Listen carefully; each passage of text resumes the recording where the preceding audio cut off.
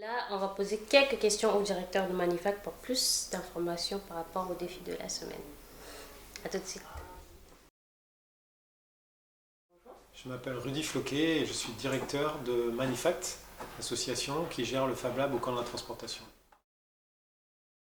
L'objectif du défi de cette semaine, c'est d'être capable de fabriquer un jeu de plateau, un jeu de société, qui s'appelle Place de la Loi et qui existe déjà, mais cette fois-ci, il va falloir le refabriquer sur une échelle beaucoup plus grande.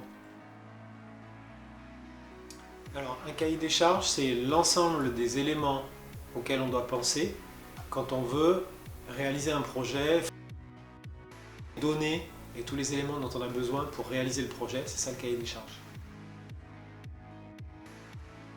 Il y a d'autres structures qui nous demandent régulièrement de fabriquer des objets. Donc ça peut être par exemple, bon là c'est un jeu, mais ça peut être aussi par exemple des trophées comme ça. Là.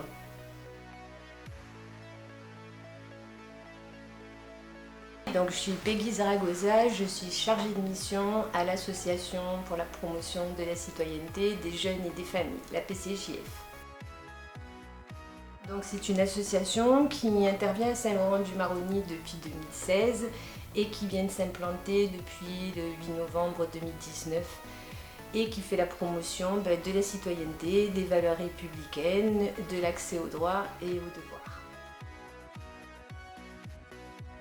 Et on s'est rendu compte qu'à l'utilisation c'était compliqué pour des enfants parce que voilà, c'est un petit jeu finalement, les pièces étaient petites donc soit on perdait des jetons, soit on perdait des scoops, enfin c'était compliqué. On arrivait quand même à faire jouer 10 enfants, mais l'idée c'est que toute la classe puisse participer et surtout qu'il y ait des objets qui soient facilement préhensibles, que les enfants puissent utiliser et que tout le monde participe. Parce que c'était l'association qui était le plus adaptée en fonction de nos besoins, de ce qu'on avait envie de faire. Moi je trouve que c'est le top du début jusqu'à la réalisation. Aujourd'hui voilà, on est encore venu vous rencontrer voilà, pour s'assurer que vous faites ce que nous on avait envie que ce soit fait. Et je trouve que c'est vraiment très chouette. Bonjour, je me présente, je suis Lucas Escartin, je suis actuellement en formation chez Manifact. Les procédés de fabrication, il y en a plusieurs étapes. La première étape, c'est chercher les pictogrammes sur les logiciels internet et les choisir, comme par exemple les pictogrammes livres, comme vous pouvez